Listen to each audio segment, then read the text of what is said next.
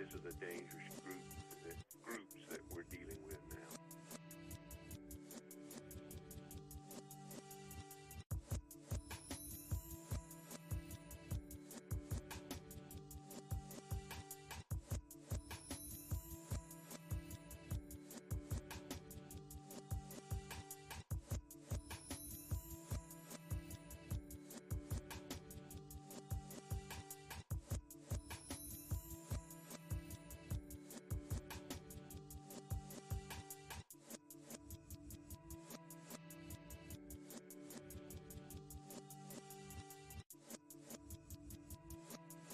This is a dangerous groups that we're dealing with now.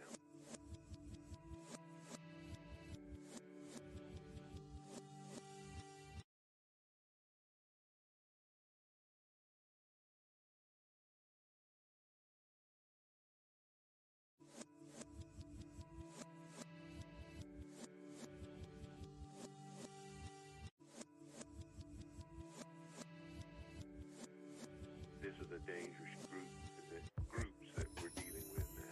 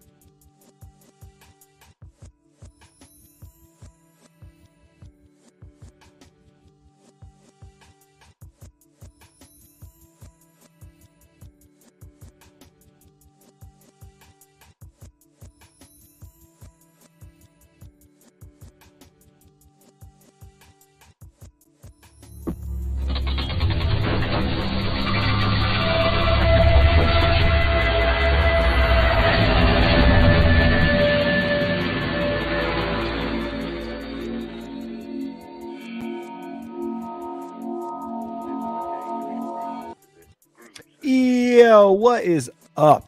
24/7 Buff Fandemonium. It's your boy Swank. This guy right over here, Ryan Thomas from the Thomas Takes Sportcast. You're watching the K-Gun Report on a Tuesday at 8 p.m. Eastern Standard Time. And where else would you rather be than with these two guys, huh? What's up, RT? How's it going tonight, buddy? It's going very well. Another Tuesday, another K-Gun, back-to-back, which is pretty fantastic. Really pumped to be on the show 2 consecutive weeks. Great to get the chance to chat with you again, Swank. It's always a pleasure, and I'm really looking forward to what we have in store for the viewers and listeners of tonight's show. Yeah, man. Me too. I think I got really jealous that the boys got to hang out with you so often, and I had to have you on. You're like in your new house, but at the same time you're like, this house it needs something. I don't know what it needs. Oh, it needs RT on the K-Gun Report with me. Yes. A soulful voice and a live stream is what it needs. Right next to this couch. Yeah. That's guys. Great. We are part of the Buff Fan Base Network and super proud to be. You can catch our show, obviously, and Mr. RT show right over there, the Thomas Takes Sports Podcast. Also, as part of that, we are sponsored by 26 Shirts. Go to 26shirts.com. Check out what Down the Gang got cooking up. It's always a great time. Get some fresh threads. Help out a family in Western New York. It's a win-win. Win, I guess. It's a triple win. Why not? It's all of them. Just give them all your money. It's a great deal. They got this sweet Iron Maiden shirt that they just put out that I'm really excited about. I think I saw that. Yeah, I saw that. I got the Allen one that is in the shape of a buffalo, like it's ALLEN. That was that was one that I actually talked to Del Reed about a couple years back. He had that shirt.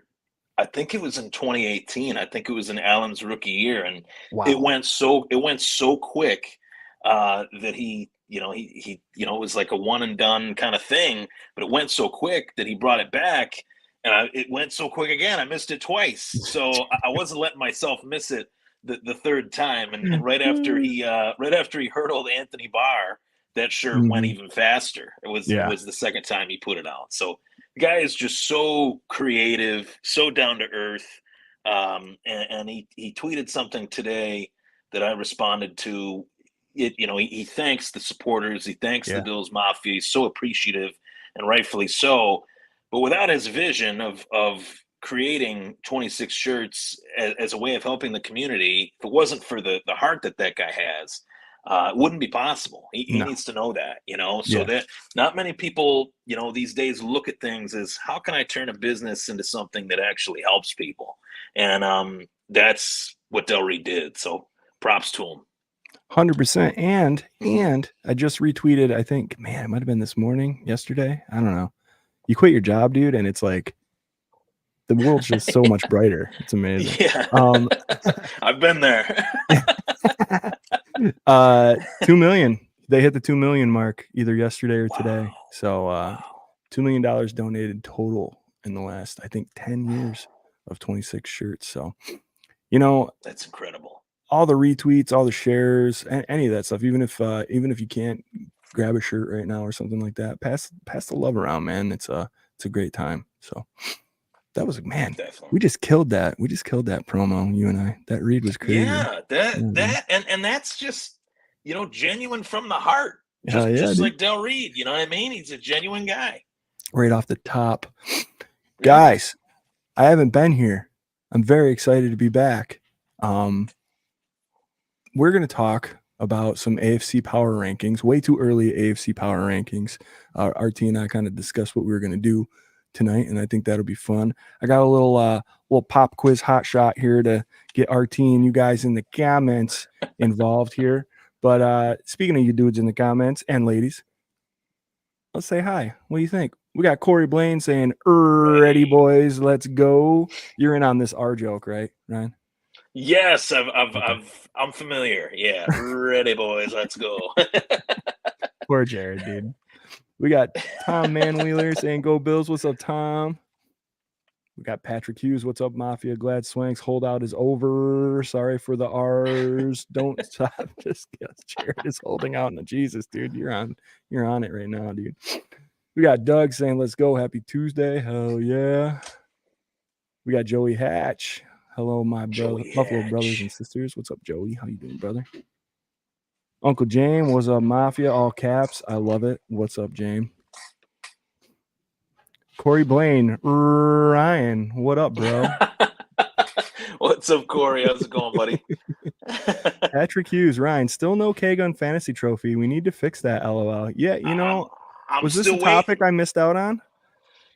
Patrick brought it up, and I'm going to tip the cap to Patrick here, because I didn't realize last week when we were talking about that, when he commented that it was his team that I beat in the championship. I couldn't remember. I was like, who did I beat? And then he kind of clear. I thought Patrick was having just some good-natured, trash talk, but he was actually congratulating me, and then I felt like a jerk. And then I said, you know what?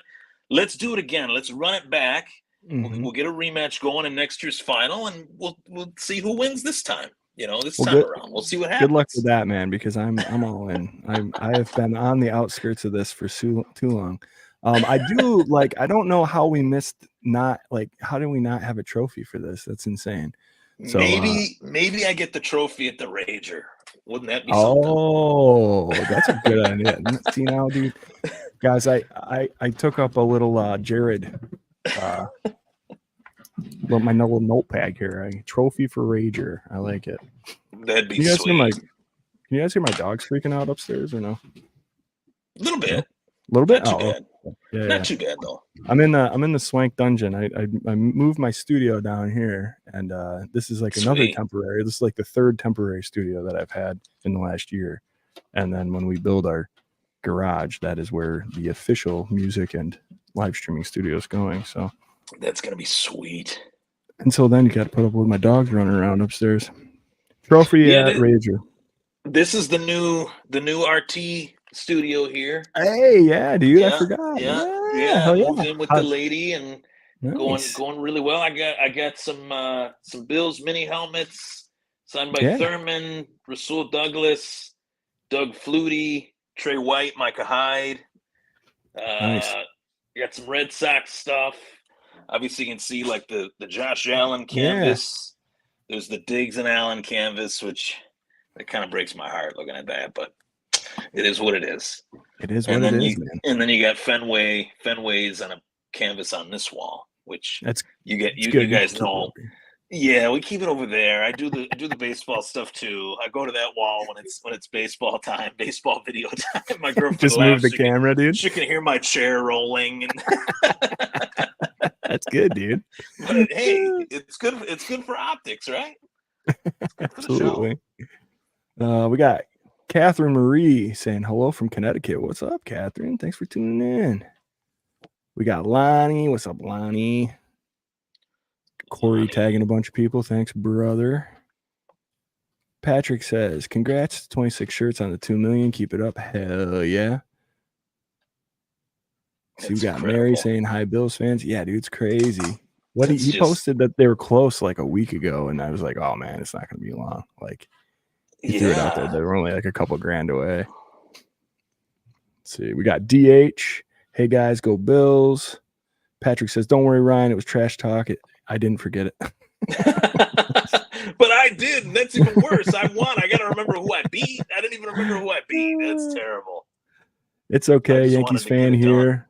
Catherine's a Yankees fan. Represent both sports. Okay. Well, it is what it is. We are in New York.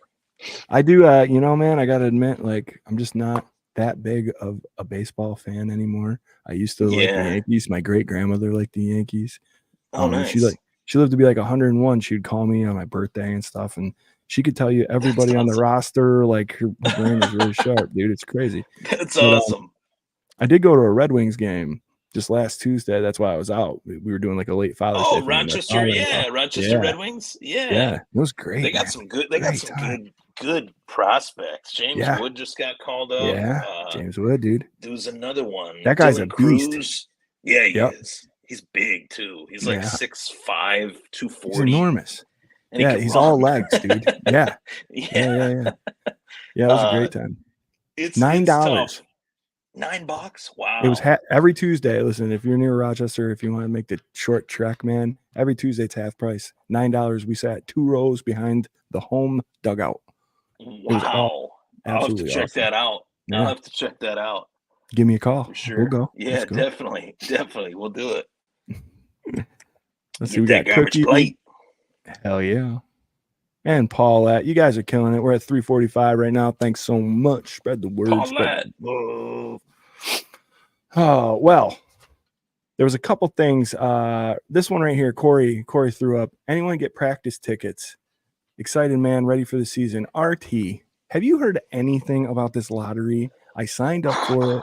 I know the season ticket holder guys, they got their tickets if they signed up, but I even added Bills PR. Do you know anything about what's going on with this? I know a lot about it, and I don't like any of it. So we'll put it that way. I mean, okay. I've been going to the training camp for as long as I can remember. It's got to be at least 20 years that I've gone every single year. And it's a huge deal. I think it's an awesome. I've actually loved St. John Fisher. I remember there was some years where people were not liking it, and I thought, I really hope they don't change it because I think it's a good place. Obviously, I think it's a good location. I think it really helps the team having it in kind of a central location. But they've changed the ticket process. But for a while, you could go into like Tops or Wegmans and get tickets for free, or you could go to you could buy like a Bills training camp ticket, and then you get like a Darien Lake ticket, or for Darien Lake theme park. Like they made it so easily accessible for the fans because it's supposed to be something that's a little bit more easily accessible, so that fans can see the team close up, see them practice, see teams come together. And now it's kind of turned into this. Well, season ticket holders get first priority, which I'm fine with that. Yeah. But season ticket holders don't always get tickets for this. Yeah. They now it's like season ticket holders have to have a separate lottery, and then they're on sale to the general public like 2 weeks after that. And that's how they had done it at least last year. It's so confusing that it turns me off, like to the, you know, as a consumer of Bills products. You know what I mean? And I hate putting it that way, because obviously I'm gonna, you know, follow every practice as best as I can. I'm gonna still try to go to every practice, you know, as many practices as I can.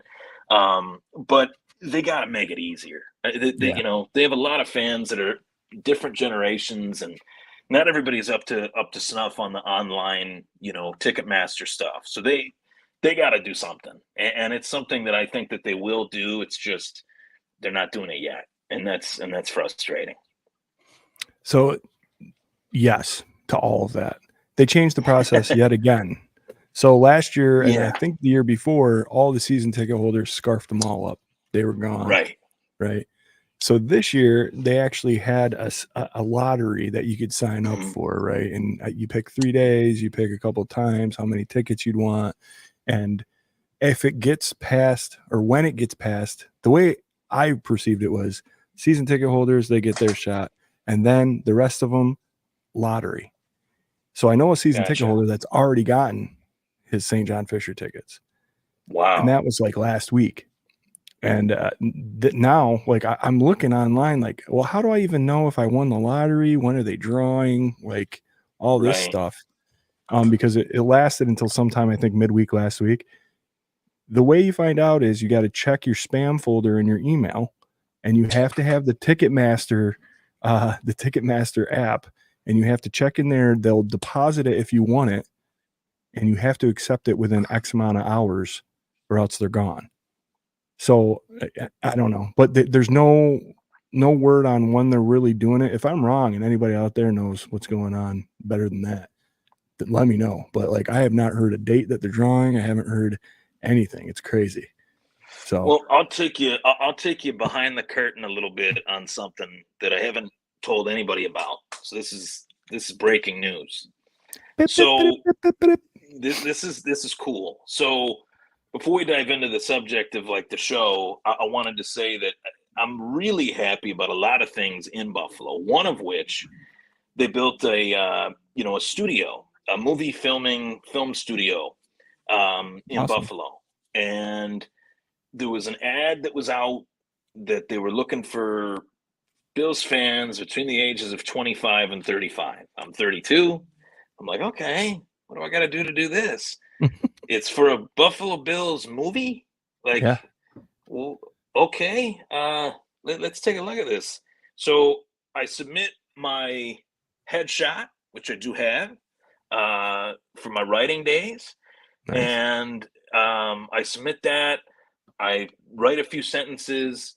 I'm like, they'll never get back to me. This is a shot in the fart in the wind, pun it, to make a joke. But 2 days later, they get back to me, and I'm like, okay, this is great. I'm gonna make this. I'm gonna send in a video that's like an audition, and I had to tell them about why I love the Bills, what makes me a Bills fan. What do I think of the team?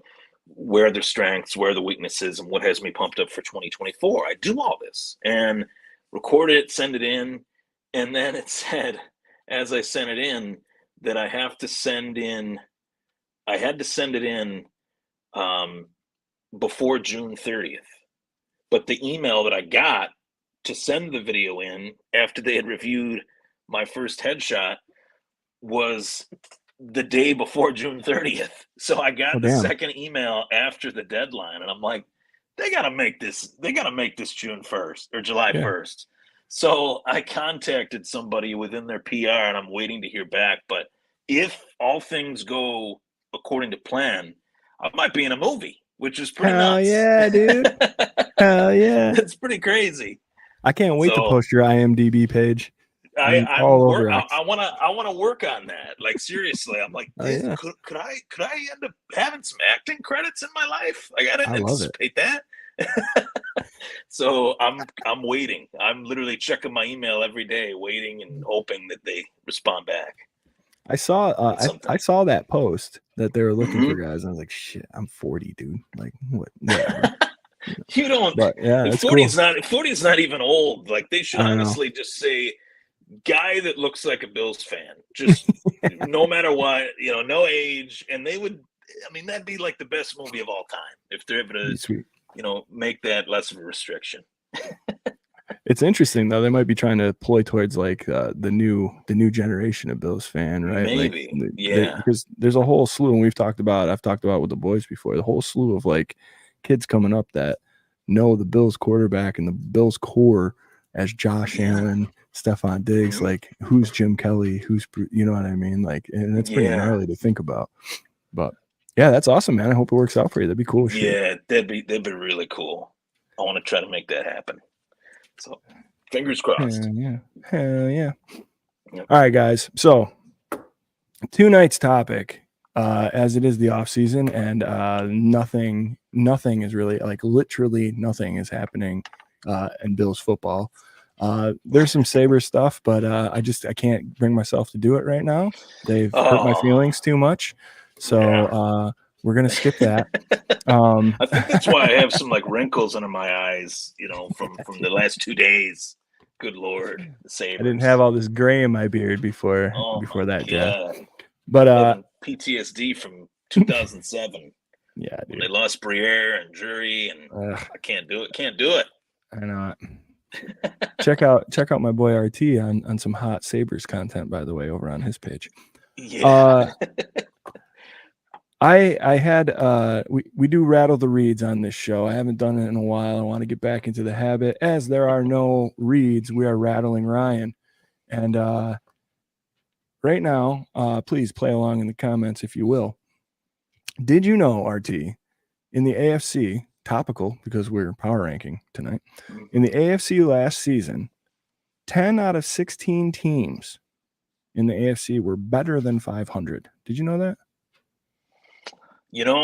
I didn't know that, like, in terms of that, but it does make sense because this conference is loaded with good teams, good quarterbacks, good coaches too. Mm-hmm. Good coaches, and that doesn't really shock me. There were some risers, teams that came out of nowhere, and then there were some teams that were as expected, like the Bills and the Chiefs and the Ravens. Your usual suspects. Your usual suspects, but I think the conference as a whole, any of the founding fathers of the foolish club of the AFL would be looking at this from football heaven, and they're like, "We're the superior conference." I mean, it's not even. I don't even think it's close. I really don't. It really isn't.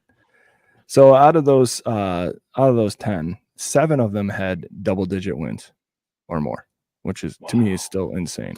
So RT, what I'm tasking you and the loyal viewers of the K-Gun Report with doing is, can you name those 7 teams that had double-digit wins or higher in the AFC East for the regular season this last season?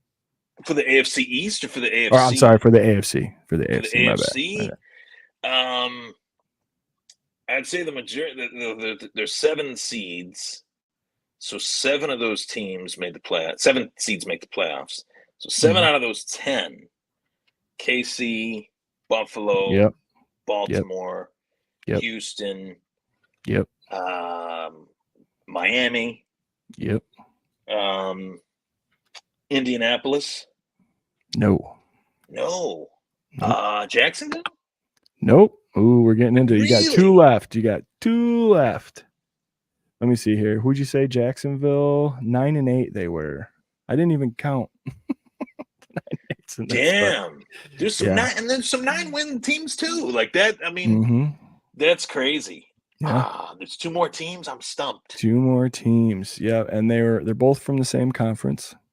If that helps you at all. Same division. Yeah, division. Sorry, man. I'm screwing up. Take 2 weeks off, dude. Look what happened to me. Chargers?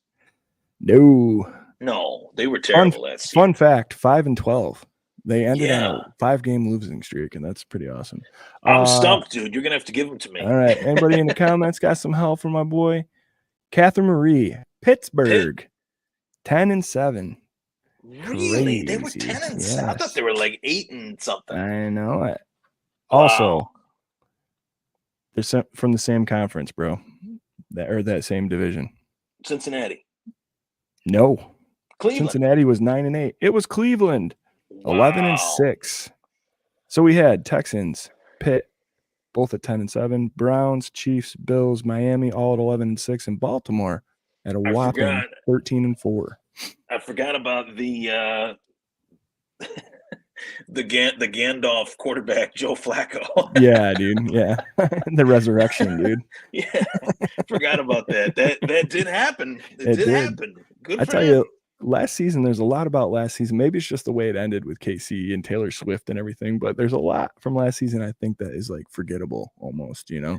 I went through and watched like a bunch. Wasn't legit, you know, like that'll never happen again with Joe Flacco. I love Joe Flacco, but no, it's not gonna happen again. No. Let's see here. Charlotte had it. Pittsburgh and Cleveland. Good get, Charlotte. Patrick Hughes, your boy. Corey said Tennessee. Laughable. They were 6-11, my brother. Shout out to those Titans, though. They helped us beat Miami. Yes, they did. I love it. Which Will Levis was letting it rip that night. That was awesome. Yeah, pretty crazy, dude. Pretty crazy. But I thought that was interesting, and I kind of wanted to segue it into like where these power rankings go, because like when I started writing what I thought my list was here, I kind of went back and like was like, well, I can't remember where some of these teams even wound up, dude. The AFC South was like it was a traffic jam, man. You know, like forget about like with the Jags and all that stuff, and us having to like hold our breath kind of for that big finish to end up with the 2 seed, which is insane, right? Yeah. So, So, ladies and gentlemen, it's 8:25. We are part of Buff Fan Base. We are sponsored by 26 Shirts. Go to 26shirts.com. Give them all your money. It's a good time. Right now, I present to you RT and Swank's Way Too Early AFC Power Rankings. We're going with number 16 first. We're going all the way up to the tippy top of 1. RT gave me a little teaser before we started the show and said I might find his 16th pick entertaining. I also told him that he might find mine entertaining. RT, the floor is yours, brother.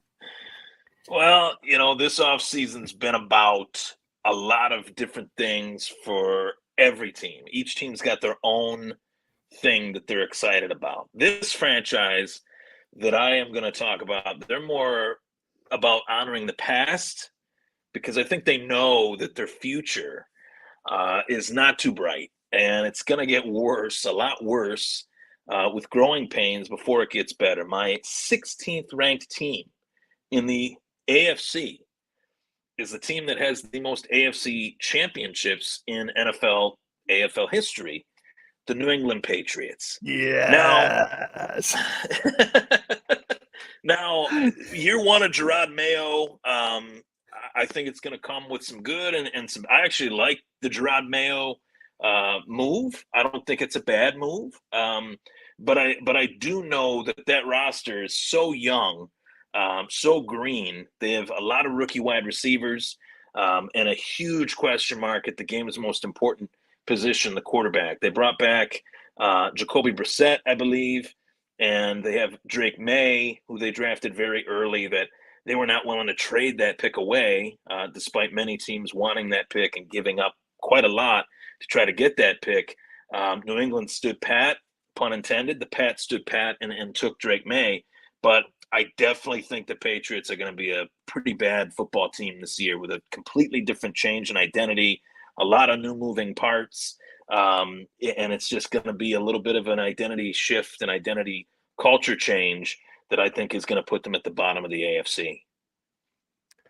I am right there with you, brother. I had the Pats number 16 overall. I think the stuck in the past thing, that is like very interesting to me, because I think even with their head coach choice, they're still kind of stuck in the past. They're stuck on like old promises and deals that they made from who knows when. How many coaches have they promised were going to be the next head coach of the New England Patriots before they finally got rid of Belichick in whatever fashion? You know, it's just nuts to me. I could see like all those dudes that went off and finally got sick and tired of waiting. They probably all got the same bowl of malarkey, and they all either ended up back in New England or without a job. So yeah, that's a great point. I'm interested to see what is this dude going to do different, and could we have like a little bit of a Robert Kraft ownership problem here? You know, like, is it kind of going to be like I want my guy and that's it kind of scenario? I want my Tom Brady. I'm going to find my Tom Brady and you make it Tom Brady, or else that's it. Like, I don't know. Every single quarterback they draft or hire looks exactly the same, by the way. Yeah.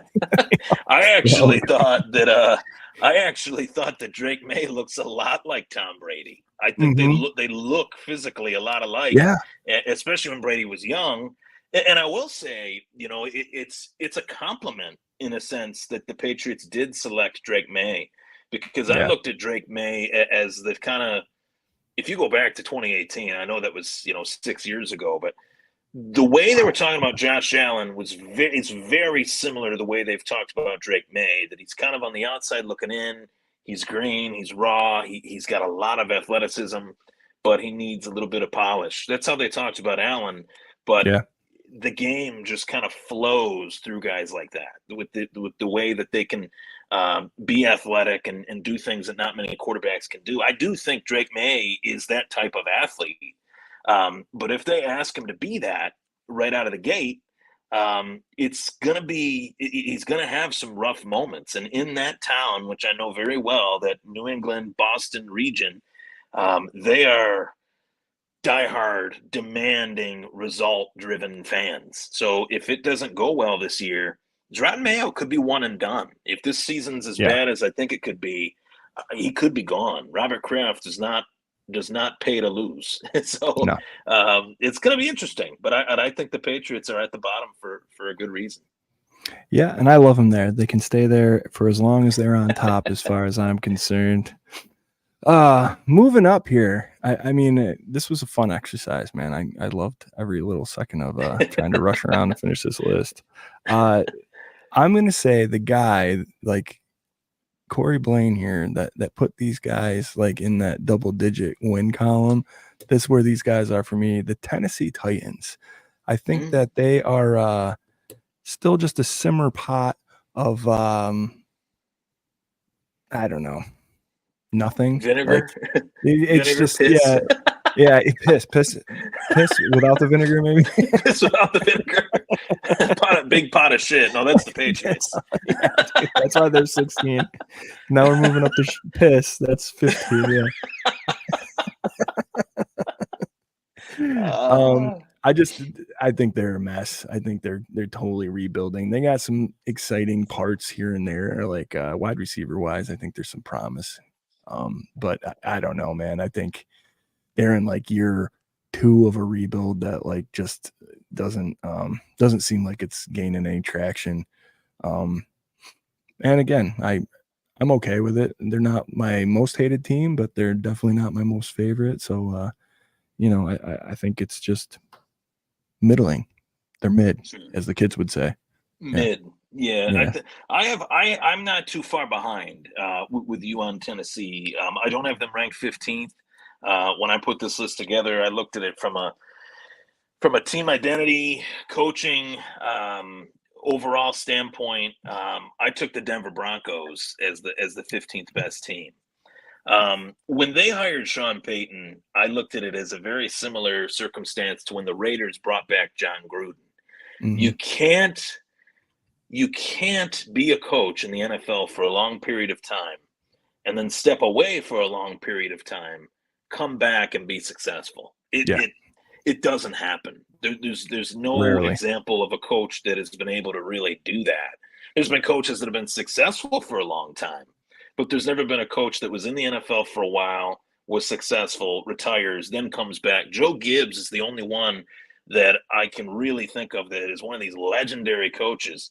He came back to Washington, and it was a disaster. He was gone in 3-4 years. So Sean Payton, he has broken the walls down of this place that is the Denver Broncos and rebuilt it his own way. And that's all fine and dandy, but if people go in and they see that the foundation's off, then the building's going to collapse. You know what I mean? So Yeah. it's going to be really. I look at them in a similar fashion to the Patriots, where they have a real huge question mark, more of a question mark, I'd say, maybe than the Patriots, with the exception of some of their skill position players being a little bit better. But Zach Wilson and Bo Nix and Jared Stidham. I mean, those are all question marks. It brings me back to when the Bills had J.P. Lossman, Craig Nall, and Kelly Holcomb. I mean, there's not which one is even the favorite. You can't even look at which one is even the favorite in that regard. So Denver, I think that they're going to have a very tough year, and it's not going to be good for Sean Payton. He could be on his way out as well with a bad year. Great take, man. Absolutely great take. I just had this idea for a show while you were talking. Like, man, that three-headed monster that you listed off, the Trout for QB, dude. A great show is going to be what is the worst, like, 3 pairings of QBs that we took into training camp, like, out of any of those. There's also Jeff Toole, Thad Lewis, and EJ Manuel. There's also those 3. Yeah. Kolb, Tyrod. Yeah. Kevin Cobb. Oh my God. Cobb. Yeah. Okay. Yeah, man. I'm not too far gone with your Broncos pick either. I'll wait till I get there. But great points. Great take. What do you got for 14, my friend? 14, this is another one that's going to make a lot of people raise their eyebrows and a lot of people laugh that are in the AFC East. I have the New York Jets listed 14. Oh, nice. Yeah. And to me, I rank teams as if like the biggest question mark and how that big question mark can impact their season. And if it does happen one way or the other, how much would it impact their season? I was at the just for perspective, I was at the Anchor Bar on Maple Road in Amherst during the Jets-Bills game with my lovely lady. And I mentioned to her that I had a feeling, and I mentioned this to Scott, I think I mentioned it to you too, that Aaron Rodgers was going to get hurt. And I didn't think it'd be in 4 plays, but I thought if we get to him and we hit him, watching Hard Knocks, he'd had some calf issues. He's going to get hurt. And it really was not a big hit from Leonard Floyd that took him out of the game. I think that's a huge misconception. It was a great play by Leonard Floyd, don't get me wrong. But it's not like when Arthur Moats shellacked Brett Favre into the turf and the rubber from the turf bounced 10 feet into the air. Yeah. You know, that was one of the greatest hits I think I've ever seen. Yeah. But Leonard Floyd rolled over Aaron Rodgers. Aaron Rodgers rolls over his own leg and his Achilles, pops like a chicken bone. And I really believe that a lot of people are looking at the Jets as a much better team this year than last year, but I still don't see what they need to be that upper echelon team that'll make the playoffs. I still believe Rodgers, 1 year older, 1 year off of an ACL injury. Who's to say that he doesn't get hurt again? And if he does, they have a much better backup quarterback this time around than Zach Wilson. They got Tyrod Taylor. Yeah. But I also know what Tyrod Taylor brings to the table or what he doesn't bring to the table. So the defense as well, I know that they have a lot of talent. I know that people look at that defense as one of the best in the league. But this conference has juggernaut offenses in it. And all these teams with these great quarterbacks, which defenses are they watching? They're watching the Jets defense. They're watching the Chiefs defense, the Bills defense. I'd say, like, on paper, those are the 3 most productive from a team depending on those defenses standpoint. But the Jets are at a point where I think they haven't added enough to their defense. They've been focusing so much on offense to help Rodgers stay upright that it's actually going to hurt their defense this year. So it's a hot take, but I think it's a worthy one. I really do. Hey, you're bringing the heat right now. Joe Perry says, "Wow, I hate the Jets too, but no way are they 14th." Patrick Hughes brings up this sick point. Swank and Ryan, think about this. Rodgers has to start the season against Floyd again in week 1 when the Jets play the Niners. I didn't even think about that. That's they're gnarly, gonna get their asses kicked week one. Yeah, dude. It's gonna yeah. be so bad. I don't understand how people can look at this team and say that they're a contender. They're not even close. That's like saying the Buffalo Sabres are Stanley Cup contender. Like it's not even close. I don't see it whatsoever. And if they were contenders, if they were actually a good team, they wouldn't have fallen apart when a 40-year-old quarterback got hurt. They would have played decent ball and won some weeks that they shouldn't have won, and they didn't even do that. So to me, I don't think highly of that team. I really don't. They are the Jets. They are always doing things that are stupid. And I've said it a million times on this show, dude. Aaron Rodgers was not the move for them last season. They should have made a serious play at Lamar. They should have really been in the market for some of these quarterbacks that were looking for big deals. That was the play. And nothing against Salah. Salah to me is like my favorite part about that whole team. I really dig him as a defensive mind. But Aaron Rodgers, bringing in a 40-year-old quarterback that was complaining, all he did was complain about the wide receivers that he'd gotten over in Green Bay. And then you bring half of those wide receivers to New York when you were building a young wide receiving core that was good. Sure. You just didn't have anybody to throw on the ball because you're stubborn and you're stuck on Zach Wilson. Right. And I don't know. I don't think Aaron Rodgers' mindset was in the right spot. I've been over this a million times. Dude was like 90% retired before he did a bunch of mushrooms in a cave and then came out and found out he was getting traded. So I don't believe it. I don't think he's the same guy. And he almost became, and this is like a legitimate thing. Like this isn't even a conspiracy theory.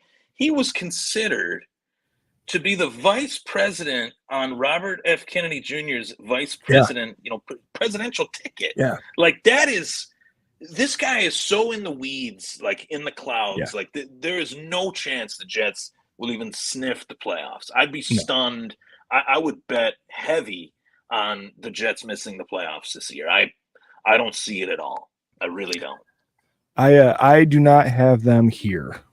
But I am this whole like 5-team run right here.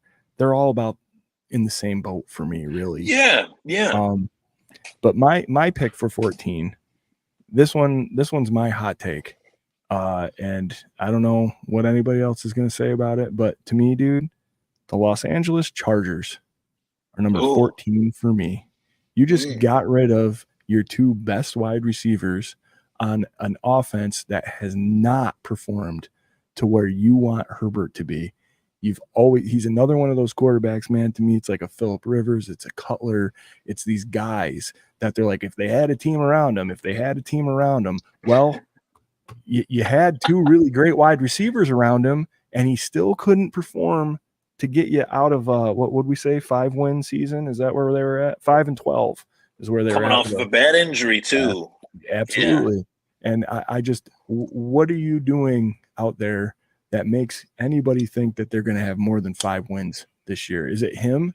Because they still haven't made it up over that hump. I hear a lot about Josh Allen and the Bills and Sean McDermott not being able to get over that hump. And our hump is the AFC championship game. These guys can't make it in the playoffs. And I still hear about how Herbert is like the best top 4 quarterback, whatever, dude. Like, it doesn't make any sense to me. That team is a tire fire. I have no faith in them whatsoever. What are they going to do this season, RT? Save us. Save me. Well, I will tell you that I do like the smoke that you're bringing, and the fire that you're bringing. I do enjoy it. That was great. But I will say I do have the Chargers ranked a little bit higher. And like I said, aren't you? When mid team, as the kids say. I will tell you that I do have them ranked inside the top 10. I'll just put it that way. That's all right. But I think I will. That's got to be the first one out of all we've discussed. That's that big of a difference, probably. I'm going to guess. Well, the only reason I do is because I think Jim Harbaugh's the real deal. I know Jim Harbaugh's the real deal. I do admit that That's a fair point. You could look at him and think that he's a little overrated. And it's easy to do that because he has the most hateable face that I've probably ever seen. Like, I could not play for that guy. Without wanting to just smack him. And I don't like the khakis. I don't like his gimmick. Like, I think he's a turd. I really do. Yeah. But yeah. He's a great coach. He's won everywhere he's gone. He won at Stanford. He's won at Michigan. He's a national champion coach. 49ers. Solid quarterback. 49ers, they should have been Super Bowl champions the year that they lost to the Ravens, in my opinion. He absolutely got screwed. That whole deal, yes. to me, I can't believe that they let him go, or that he got fired, right? Like, what the hell, man? Like, he got the rug pulled out from under him, and then they hired Chip Kelly, and that was a dark period for them. You could say he's the one that changed the game. To me, that's Kaepernick's start. That's like a whole new style of play that you never saw. And now NFL teams are trying to emulate that all these years later and trying to get Josh Allen types. They're trying to get whatever, like mobile quarterbacks that can throw. And I don't know. It's that is a good point. Kaepernick he deserves credit for that. For anyone that, says what they say, I understand, why they feel the way they do. We hate just looking at it from a football. We hate politics. But from the football player standpoint, he paved a road that was kind of laid down by Mike Vick and Steve McNair and Donovan McNabb. And you don't have Pat Mahomes doing what he's doing, or guys like Russell Wilson doing what they did in Seattle without guys like Kaepernick. You just you just don't. So I think in all promise wise, I think that they'll be in the middle level, and I have them at 8. I'll just say that I have them at 8, which means that they're not going to be in the playoffs. So take that for what it is. But I got you. The next team, I had Tennessee 13. You talked about them as you had them at 15, right? Yep.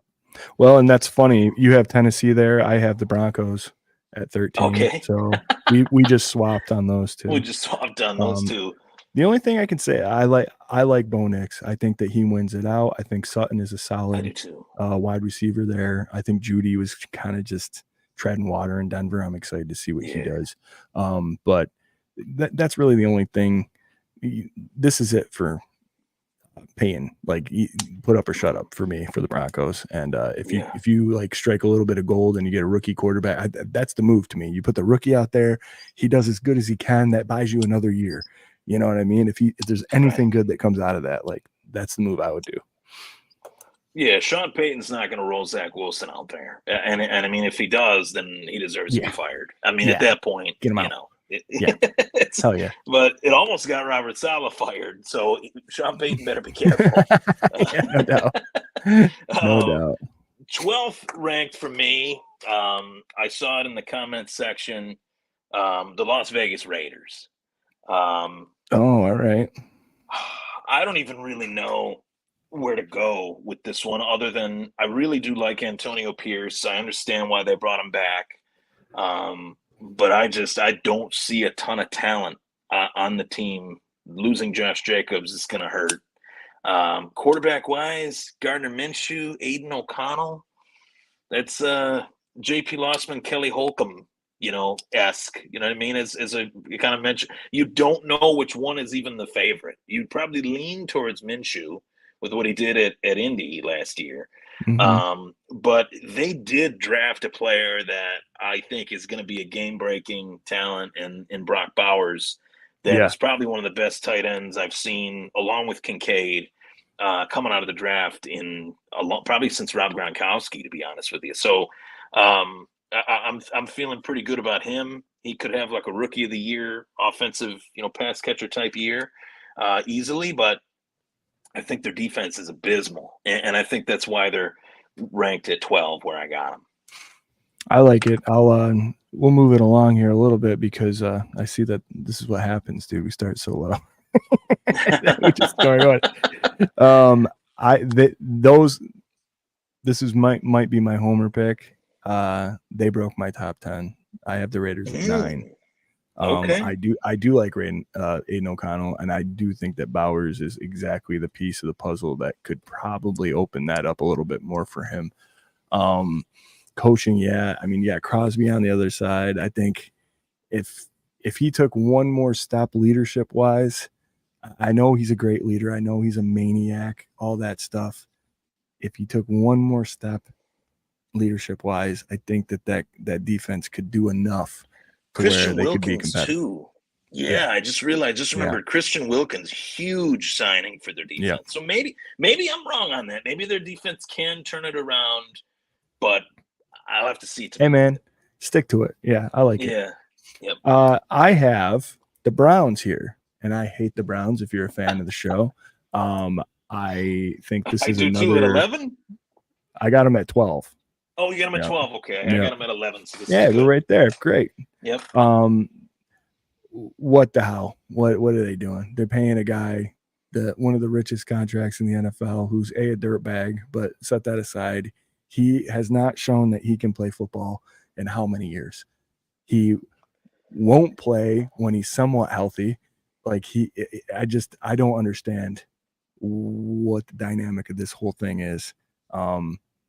If I was an owner, I would be super upset. If I was the coach, I would be out of my mind, livid. I just don't know what you do with him. I don't know how you prepare.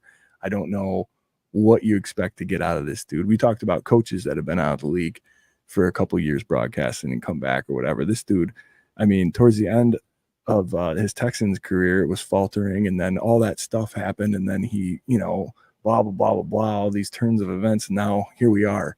And again, what has he shown you since he was at the peak of his game 3 years ago that makes you think that he's really going to get it together and push this team forward? Also, I love Chubb. He's the only dude that I really like on the Browns. Yeah. And for good reason. I mean, what's not to like? Yeah.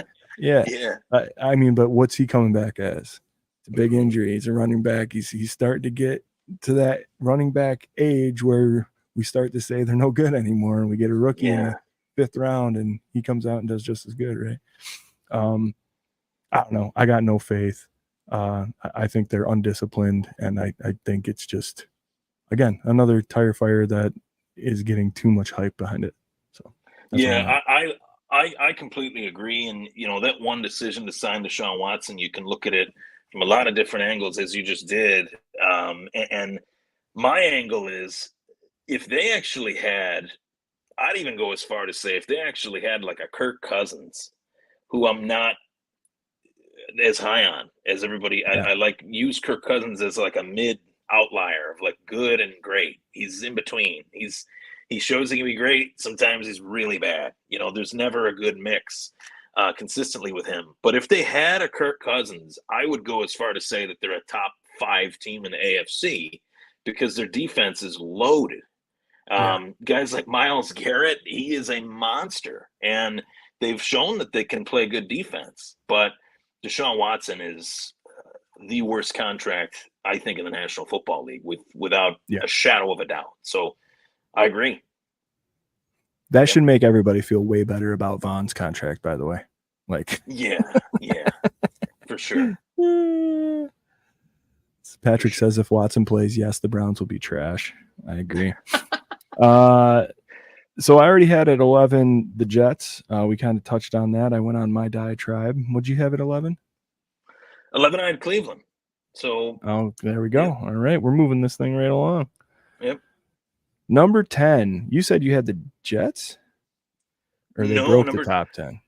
Number 14 was the Jets. Number 10, I have the Pittsburgh Steelers. Oh, the Steelers. Okay. Yeah. The Pittsburgh Steelers. I said I had the Chargers in the top 10. That's what it was. At 8. Yeah, that was at 8. But the Pittsburgh Steelers at 10. And realistically, I don't know what to make of the quarterback situation. So it's really hard for me to gauge.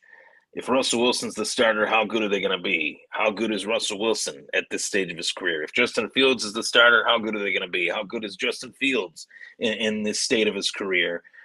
I can never remember 2 quarterbacks that were tossed aside like sacks of garbage the way that Russell Wilson and Justin Fields were, to go to one team, no less. I've talked about it. I'm golfing with my friends. Can you believe that the Steelers got Russell Wilson and Justin Fields for like $1 million total? Like that's nuts. It's absurd. Nuts. Like it's insane. It's insane. Denver paid so much, gave up so much for Russell Wilson, and just abandoned hope, all ye who enter here, man. The thing is, like, when this all happened, I was like, wow, Pittsburgh has Russell Wilson and Justin Fields, two starting quarterbacks and similar playing styles, and maybe Russ will be able to take Justin under his wing, and maybe this is like what the Steelers need. I'll say I have the Steelers higher. I have them at 7. But that was my mindset for that whole thing was more like the quarterback play, no matter what happens with those two, and take aside the Justin Fields OTA horrible passing he was doing. Like, horrible decisions, the late releases, like all that. Take that out of the equation just for a second. If either of those two start, the quarterback play is better than it was last season by far. For sure. You know, and you mentioned from the top, they won 10 games with Kenny Pickett and Mitch exactly. Trubisky. I mean, come on. Exactly. So I think that they're one of those things. Again, that defense is nasty, and I think, you know, he just gets the most out of his team, man. Like he always does. Great, you know, the 500 or bust, right? Isn't that the thing? He's never had a losing season. Never had a losing season. Yeah. So I don't know. I think that's why I had them just a little bit higher. Sure. I actually had the Colts here. Okay. They excite me.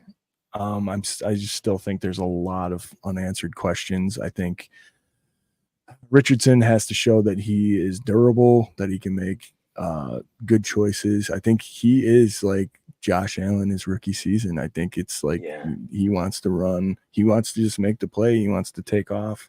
He's got to sit in that pocket and let his reads go. If that gets worked out, maybe you see him get pushed up in those rankings. But for right now, I think I got the Colts right there. Yeah, and that's awesome because I have the Colts at 9. So, you know, I honestly, I looked at those quarterbacks really closely, and I liked Anthony Richardson more than CJ Stroud. I liked Anthony Richardson more than Bryce Young. And I liked Richardson because I see a lot of Josh Allen in his game, but I also think that they've actually done a low-key, really good job getting pieces for him. I thought that they've done really well. The run game is going to be great with Jonathan Taylor. I think he's going to bounce back.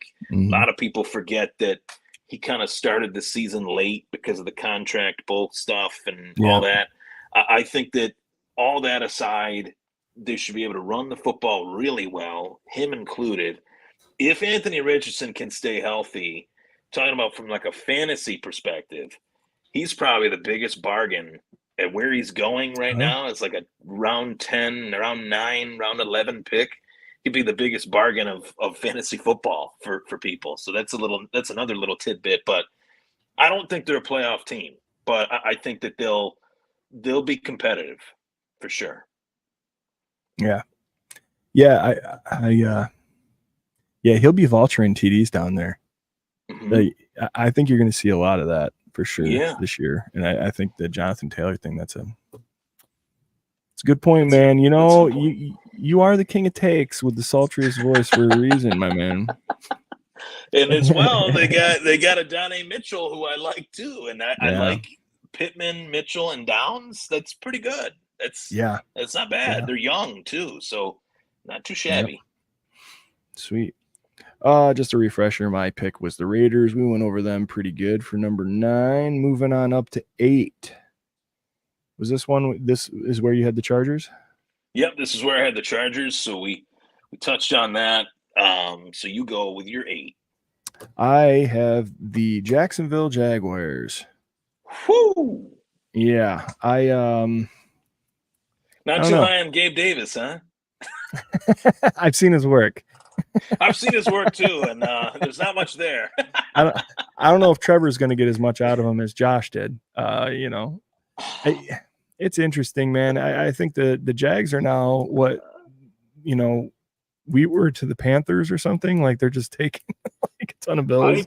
I put out one of my best tweets I think of all time. It was a picture of Gabe Davis with the number 0 and a picture of Keon Coleman with the number 0. It's one of these things is not like the other. And I thought it was perfect. Absolutely. It just you go on the Jags. I got to hear what you think of the Jags. Trevor Lawrence. I talked to the boys here a couple of weeks ago. I saw this comparison, man, and I'm trying to remember who the hell the other quarterback was. But the numbers were like identical. Oh, it was like, Minshew. It was No, was it Minshew? No, yes. It wasn't Minshew. Was it? It was. I don't think so. I swear. I saw the numbers Did you? Of the last where it was like they years. Revealed it was Minshew. Okay, everybody's saying it's Minshew. Yeah. Like insane. That like this dude just got one of the richest quarterback like contracts in the history of the NFL, which we all know that'll fall here not too long. But like then you have another guy who everybody considers to be like a career backup, or everybody, you know what I mean? It just like, it doesn't compute, man. I just, I want to believe in him. He's on my dynasty. Whatever. I think he's got all the skills. Something's not there. Something's not clicking. I think this is the year that it has to click. I think definitely for the Jaguars, you pay this dude all this money, and if he's not firing on all cylinders and staying healthy and really making it happen, you really got to reevaluate what the hell you're doing there, because you're stuck with this kid for a couple of years, and if you're not stuck with him, you're stuck with his money. So sure. I just think they're reaching for scraps. I just don't see them being anything more than a middling team, and that's why I put them there. What bothers me about the Jacksonville Jaguars is that they do try to be something that they're not. Like Miami, for as much as we make fun of the Dolphins, it's so easy to do that. But Miami is a destination. Miami is a place that players love to go and play. That's a fact. Yeah. Like I can't dispute that. It's a gorgeous city. It's like the new Los Angeles. It's like what Los Angeles was 30 years ago, and both cities have like flip-flopped. But that's another point. But to me, Jacksonville, they try to be Miami and pay these players, pay guys like Christian Kirk and Zay Jones, and then they had Calvin Ridley and they let him go, and all just like there's just too much going on when, in all honesty, they can draft. Like they've drafted decent play. Travis Etienne, I think he's one of the most underrated running backs in the league. Brian Thomas Jr., superstar potential. Off the charts potential. We talked about him all April long, potentially going to Buffalo. Like that was a guy that I really hoped would fall to the Bills. And they just keep mixing, like spending money on Mitch Morse and Gabe Davis. Those players' best years were with their best opportunity at quarterback. You mean to tell me that Trevor Lawrence is on par with Josh Allen? He's not even on par with Lamar, who I'm not really a high fan of out of the hierarchy of quarterbacks in terms of money and pay and worth and things like that. I think CJ Stroud is light years ahead of Trevor Lawrence, and he's in his second year in the NFL. So it's there's a lot of work to be done there, and I don't know. I think coaching wise they can. I have Jacksonville at 6. Just because I think there's a couple teams below them, like the Chargers and another team that I'll talk about. Don't want to give it away, but that I just don't think are as bad. Or I think Jacksonville is not as bad as those two teams, Chargers and the next team I'll talk about. All right. Well, go ahead, man. Take it away. Number 7 from RTT. Well, Miami might be tanking for another quarterback in 2025. I do have the Dolphins here at 7. Yes, it's 7. They listed it as 7 as a playoff team, but they're going to make the playoffs if Tyreek Hill and Jalen Waddle stay healthy. Those guys are just too good. with even the duck throwing quarterback at quarterback, the run game is way too good. Devin Achane, Raheem Mostert, but their defense, I think, is going to plummet. I think their defense took some massive hits via departures, but I do still think with that talent, they'll still be ranked 7. And realistically, I think Mike McDaniel is going to have to make a really tough decision. He's going to say to himself, "This is another year where I got elite wide receivers, and we should be putting up elite offensive numbers. We are, but if I had X instead of Tua, could I be better?" And the answer is yes. The answer is yes with a lot of different quarterbacks in this league. You talked about how the Jets shouldn't have went after Aaron Rodgers. I always felt like Miami was a better fit. With the wide receivers that are there, the weather, I thought, and the coach, thought it was a much better fit for Aaron Rodgers. He's right there for retirement. It's one hop away from retirement, right there, Miami. Hop and a skip. It was Tampa Bay. It'd be Aaron Orlando or Aaron Miami or whatever you want to call it. So he's already got the Orlando mustache, so it fits. You know what I mean? And I thought that it could happen, but I got Miami ranked at 7 for that reason. I like it. I had him 6. Nate Nacho brings up an interesting topic real quick, and I know we're in overtime, and appreciate you guys for showing me and telling me, because we're running a little bit of a different program tonight. Nate Nacho says, "What would the Dolphins' offense be with a Kirk Cousins?" What do you think about that, RT? What would it be with like a Kirk Cousins? What would it be with like a Goff type guy? What would it be with a Wilson? What would it be with man, there's a lot of them. There's a lot of quarterbacks that I could look at, even in the NFC currently, Kirk Cousins being one of them. And I actually thought Derek Carr was going to go there for a minute, and I thought that was going to happen. And a lot of people are down on Derek Carr, but Derek Carr with those guys, I think, would be a different Derek Carr. Maybe that's just me, but I saw him in Tua. I saw him in Jersey.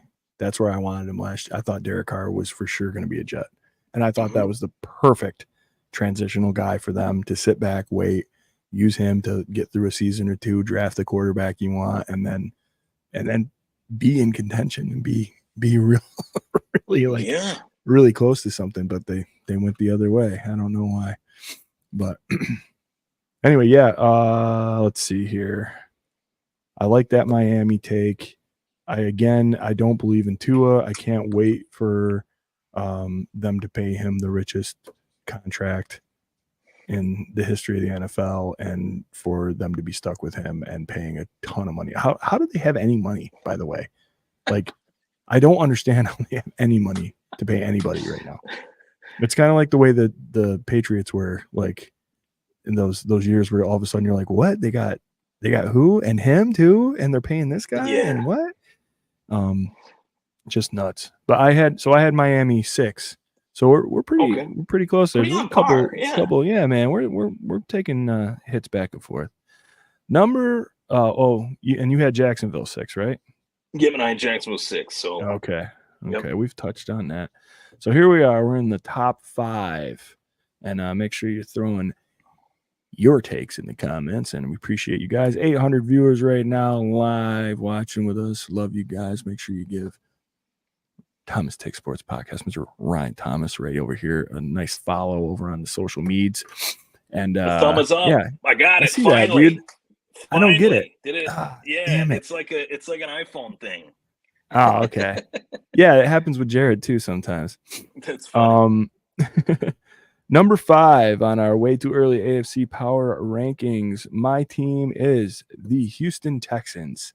Woo, I really do like Stroud. Yeah, really. Damn, there we go. Hitting both. None of this has to do anything for me with Diggs. I think Diggs is going to be a solid number 3 there. I just really think that, tell it like it is. That's scary. Like hey, I love Stephon Diggs. I loved him when he was here.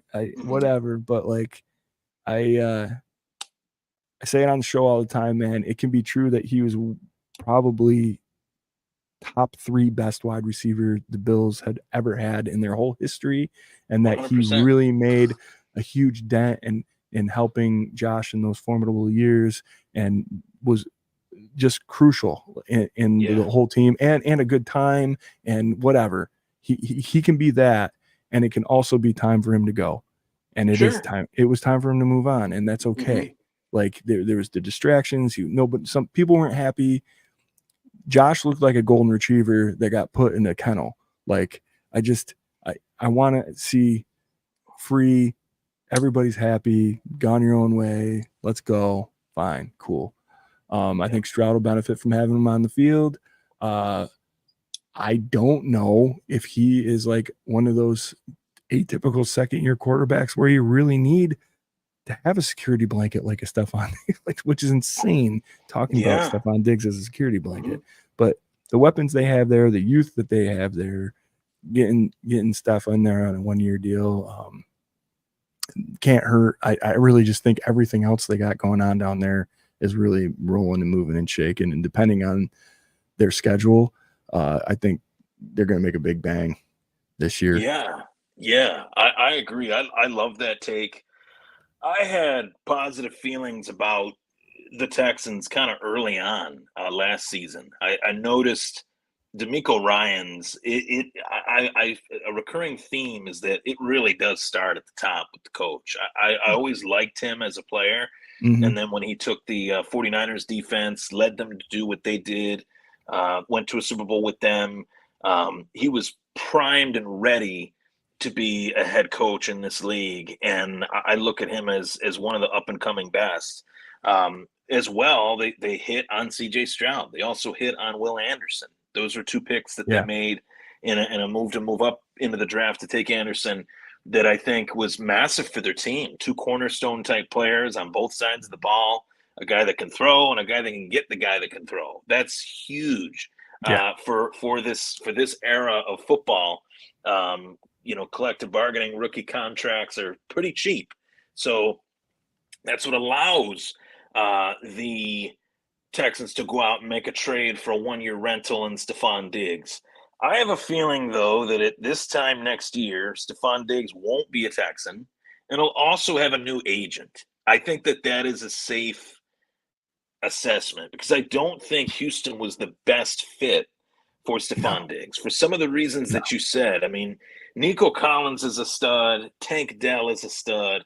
They have a kid, John Mechie III, that he had battled leukemia. I'm pretty sure it was leukemia. Came back from it. Right. The dude's a burner. The dude can run a 4.25 40 with his eyes closed. He is unbelievable. And then they went out and they made, I think, one of the most underrated moves, not even talking about Stephon Diggs, and Joe Mixon. And I'm not a big Joe Mixon guy, but they've had a hole at running back, and he's been pretty productive over the years. He was pretty productive for Cincinnati. So I think the Texans are ready to compete, and they're going to be a fun team to watch. There's no doubt about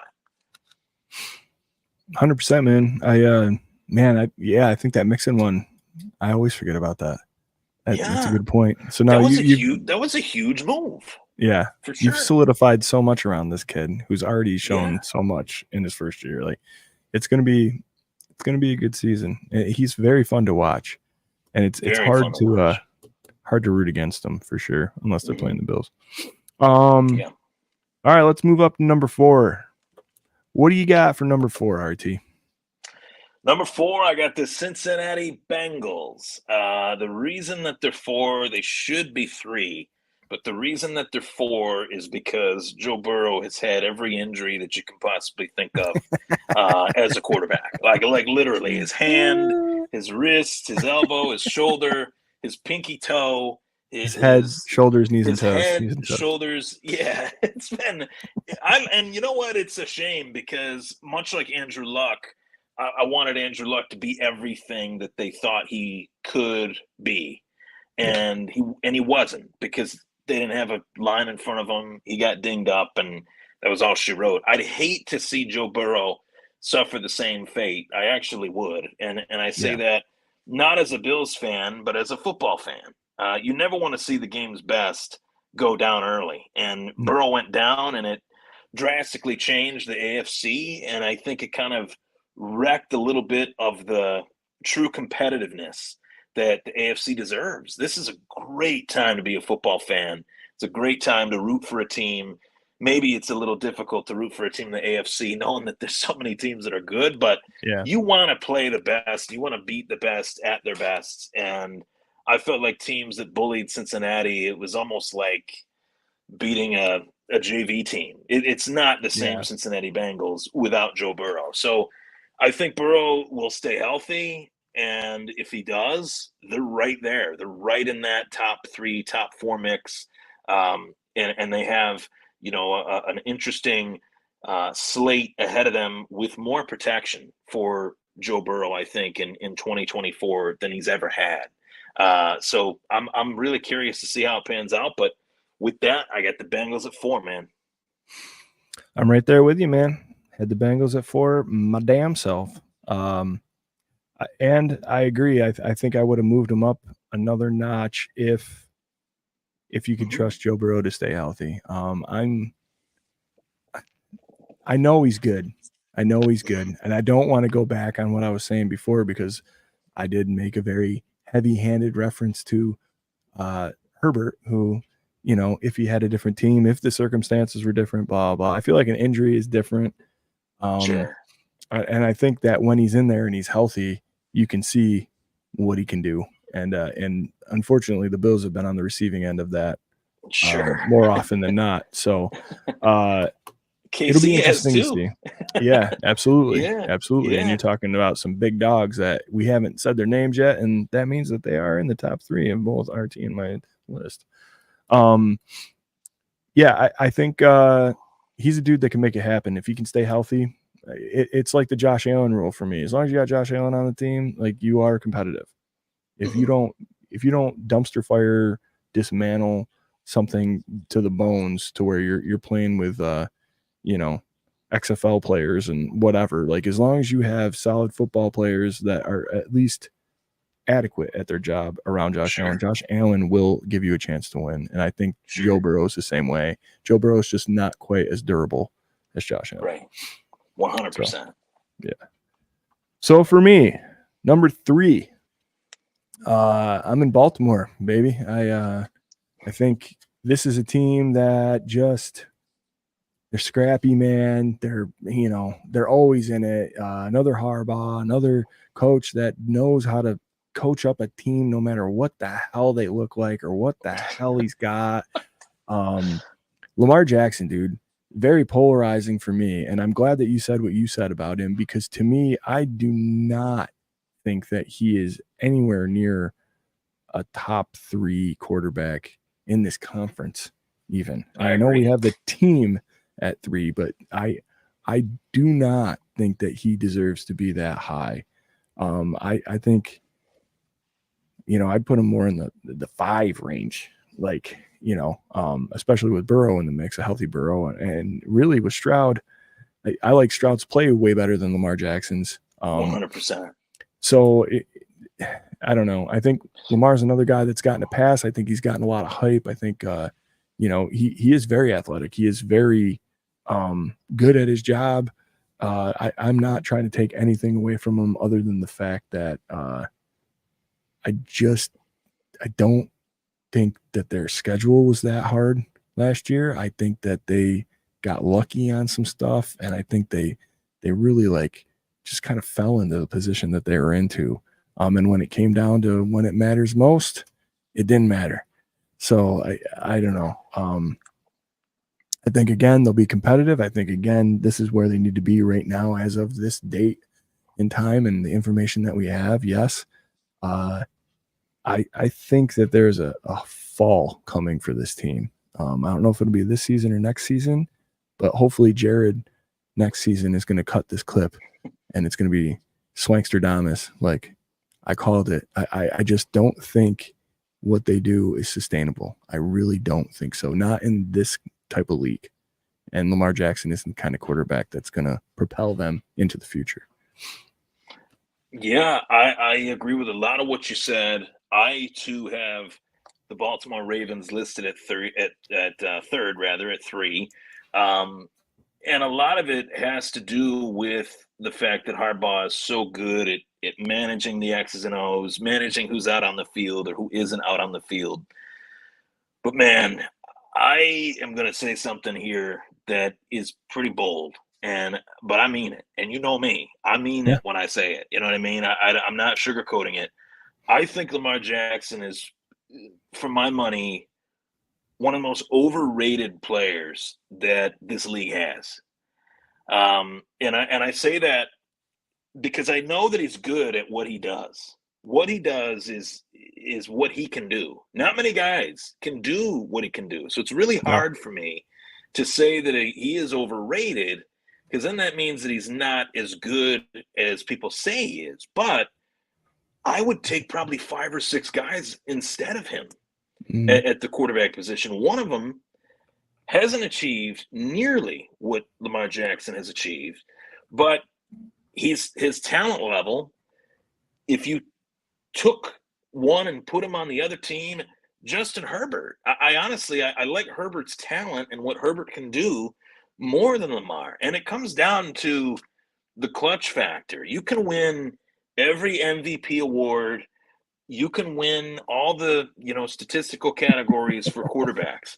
When you're playing in the AFC Championship game and you got the C on your jersey and you know that you got to the AFC Championship game largely because of your running ability and your team's running ability, and you run the ball 8 times in an entire game, that's when I'm Lamar Jackson and I'm saying at halftime, Coach Harbaugh, let me take the keys. My thing. Yeah. Let me just take this game over, because teams can't stop me when I take games over. When I try to take games over, teams either have a tough time stopping you for a little bit and they keep games close and they win because their defense, or he just blows the roof off the place, which he's done that in college. So that's a credit to his talent, but I don't think he's clutch. I don't think he has the sensibility that like a CJ Stroud has, that a Joe Burrow has, that a Josh Allen has, that a Mahomes has, which is why those guys are oftentimes better than the Ravens. Stroud hasn't been yet, but I'll even go back to that game. We talked about this. That game was tied at halftime. He's playing as the Baltimore Ravens quarterback against the Houston Strouds, and Houston Strouds are going head to head with the Ravens. It just showed me that this guy is not as good as he's not the elite of the elite. He's a good quarterback. I don't know if he's great. I don't know if he's great. I haven't seen greatness from the guy in big moments. And to me, that matters, because it's been proven that he can go to the playoffs, but he can't win in the playoffs. And that matters. 101-yard pick six in one of what the biggest moment of his career up to that far. And you look at these two side by side, as far as him and Josh Allen, and the praise that Lamar Jackson gets.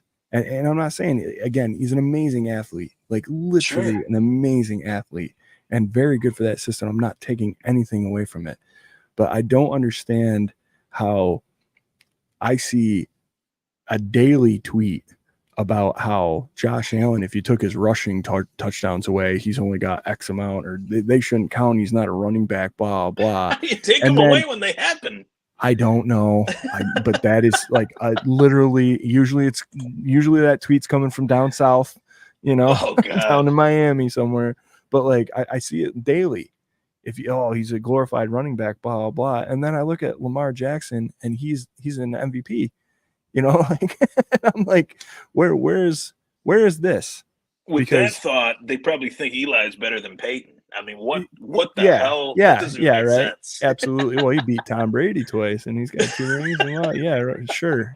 Like limped into the playoffs 8-8. Anyway, I don't know. I think it's really hard to sit here as a dude that just cares about a team a lot and talks about it with guys like you and try to be like, well, Lamar Jackson, blah, blah. I'm not saying Lamar Jackson is a bad football player by any means, but I am saying that I think that the hype around him and the way his style of play, it's so crazy to me that his style gets praised, but Josh Allen's style gets like dug in on, like, and I don't understand it. I really don't understand it. I think Josh is a way better passer. I think whatever. So anyway, regardless, yeah, we both had the rating. Dude, we got two going here, back to back. We're rolling back here. No, we got three in a row. 3 in a row. Yeah. 5, 4, and 3. Who you got at 2, buddy? Well, this is tough because I come on this show and I like to be objective. I like to give my true analysis. It's tough for me in a game of champions to rank a champion second. It just doesn't. This is the 2024 AFC Power Rankings, but the Kansas City Chiefs have won, 3 out of the last 4 Super Bowls? So I have the Bills at 2. And yes, I don't want the Bills to finish at 2, but I have the Bills at 2 because they have to beat the Chiefs in order to get to number 1.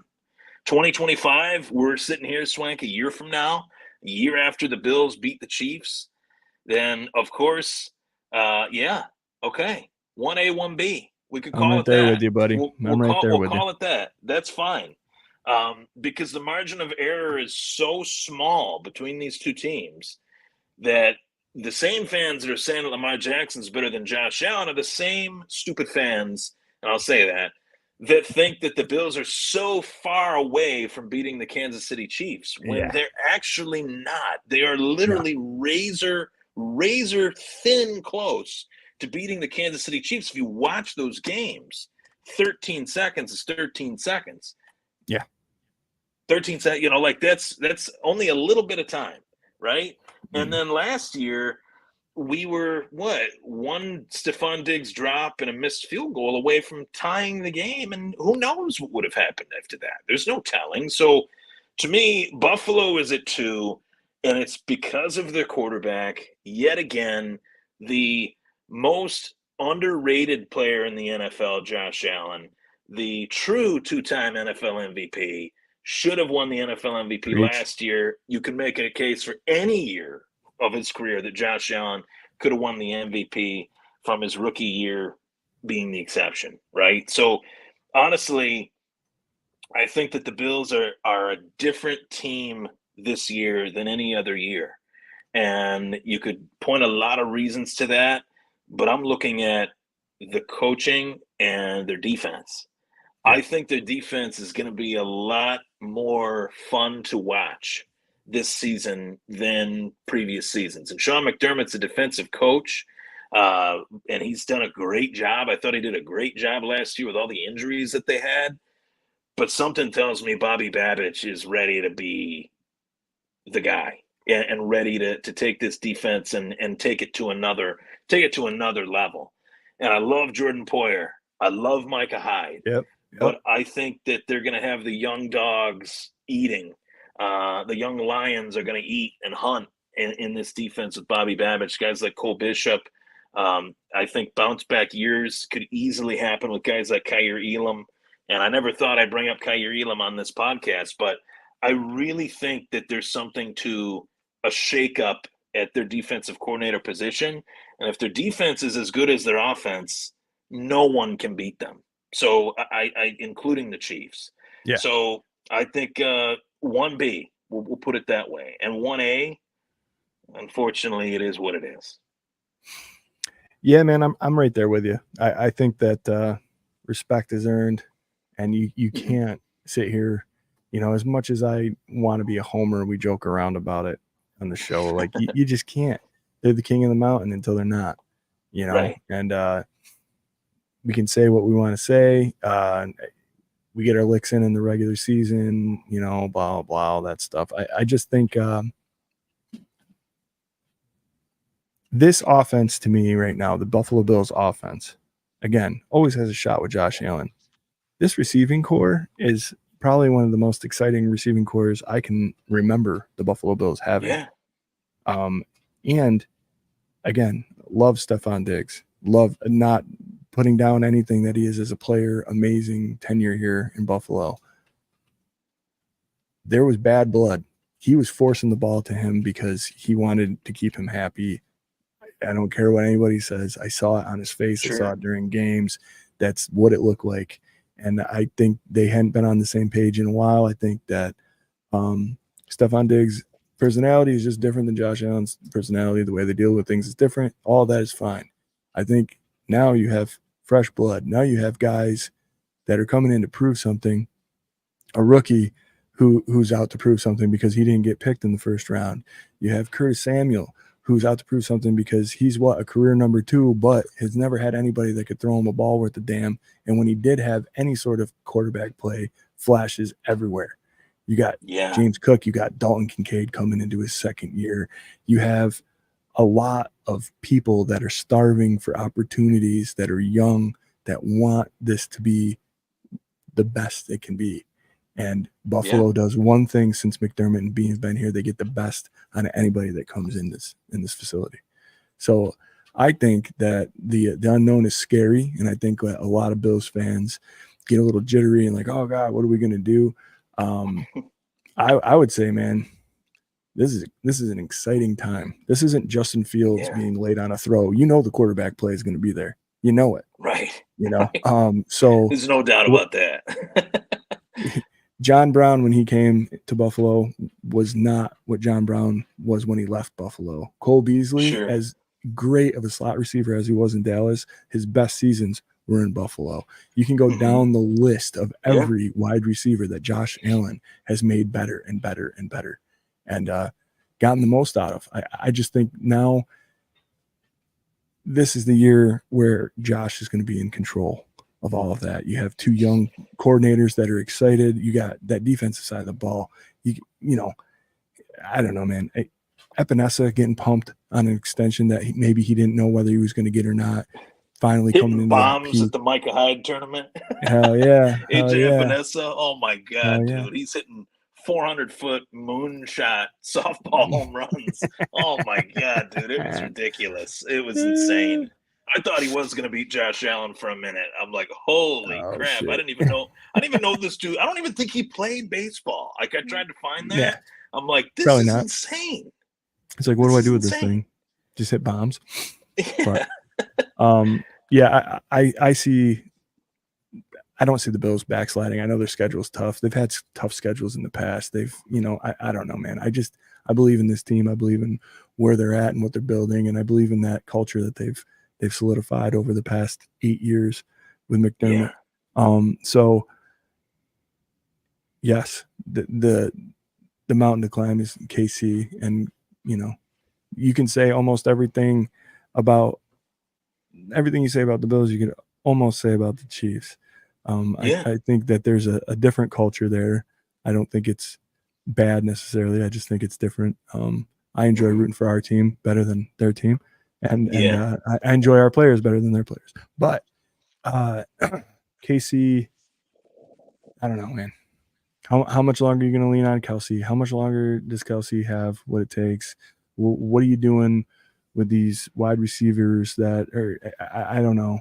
How much longer is Andy Reid going to coach? Yeah, true too. That's a very real thought. Yeah. Is Andy Reid just going to hang on and coach Pat Mahomes until he's 86 years old? I don't think so. So he's Belichick's age. Bill Belichick stepped out. He burned out. Burnout is real. And dude, the points that you made about the Bills, I mean, it got me thinking. Josh Allen's reached a territory in his career that I've said this before, but I really believe it, like now more than ever, that Josh Allen's reached that point that Peyton Manning was at, where he didn't have Marvin Harrison anymore. Yep. He didn't have Edgar James anymore. Yeah. He had Reggie Wayne and a couple other guys, and he thrived. He was actually better without Marvin Harrison than he was with Marvin Harrison. You look at some of those numbers, you'd be shocked, right? And Tom Brady too. There were years where he's playing with veteran wideouts that had been there for a while, like Troy Brown, and then he's playing with Wes Welker. And then no one knew who Wes Welker was. No one. and no one knew who Julian Edelman was. No. So, there's a lot of reason to look at things on paper and say, wow, this looks different. This doesn't look as good as it used to with Stephon Diggs and Gabe Davis. No, it just looks different from what we're used to. That doesn't mean that it's wrong. It doesn't mean that it's bad. It could actually mean that it's good. And I tend to think, as much as I feel like I've learned and studied and understand about the game, whether I played it or coached it or podcast about it, Brandon Beane knows what he's doing. He's not a moron. This guy knows what he's doing, why he's doing it, how he's doing it. Every move is one step ahead, especially when it comes down to Josh Allen. And I don't know if you saw this, but he gave an interview recently, and he said literally his first thought when he's the GM of the Buffalo Bills every morning when he wakes up is, what do I got to do to make Josh Allen better? Yeah, I saw that. Because that's the key. When Josh Allen is thriving and he's playing like a madman, there's no guy that I'd rather. There's no guy that I would rather have as their quarterback, and there's no guy that most teams would kill to have Josh Allen as the quarterback. But Kansas City, maybe Houston would beg to differ. But I think the Ravens would rather have Allen than Lamar. Maybe I'm wrong on that, but the guy's a game breaker. I've never seen a quarterback play like this. And Vic Fangio said he's John Elway on steroids. I think he's like John Elway, Brett Favre. Yeah. If they had a baby. And Jim Kelly a little bit too, to be honest with you. Cunningham. Cunningham, like there's nobody that I can compare him to. No. So buckle up, man. Another year of this, sign me up. I'm ready. I've been ready since the season ended. Let's fucking go. In the words of Tom Brady. Hell yeah, dude.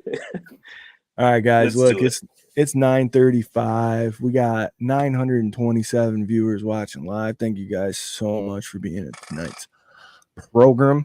On this show, we do final thoughts. RT, I want to thank you so much for being a guest, man, and hanging out and being just one of the best guys I know.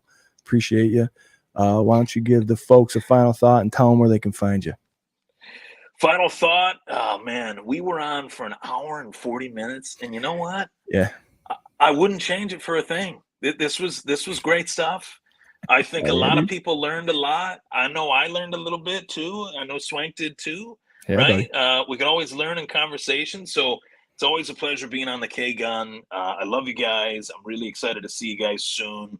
Told Scott we'll get together for golf at some point before the summer's out. Definitely want to make that happen.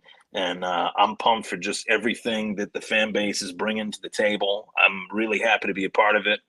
And of course, my show is on tomorrow night, Wednesday. I'm really excited. I won't be recording it live. I'm actually going to see Third Eye Blind at Darien Lake. So I will be there. If any Bills fans are there, walk up to me, shake my hand, say what's up. Buy me a beer if you want. That's up to you.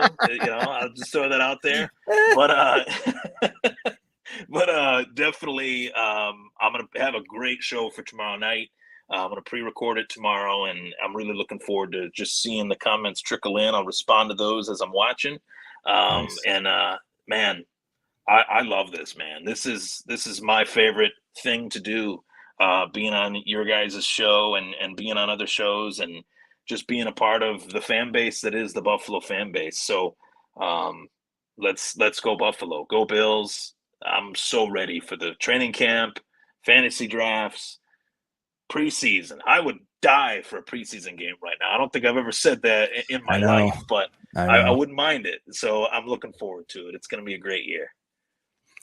I was counting down the days, and my wife was like, "Really? It's only that now."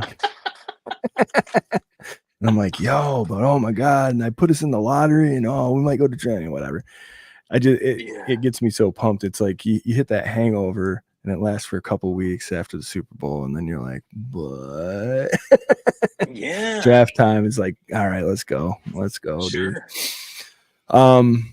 Guys, love you so much. Thank you so much for being a part of the K-Gun Report, for supporting Buff Fan Base, 24/7 Buff Fandemonium, me and Scott and Jury, and of course, Mr. Ryan Thompson from Thomas State Sports Podcast. the boys are living that beach life. They will be back next week.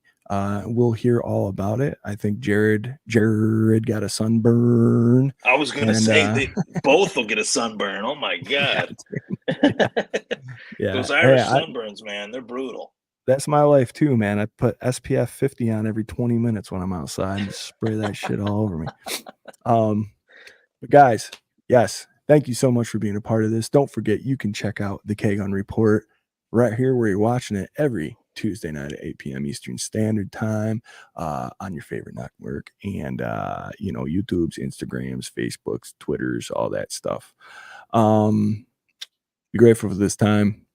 It's a great time to be a Bills fan. Every year you can get hyped and not worry about having the worst 3 quarterbacks going into training camp. That will be a show. RT, you are invited. Love you. Go Bills. Go Bills. Go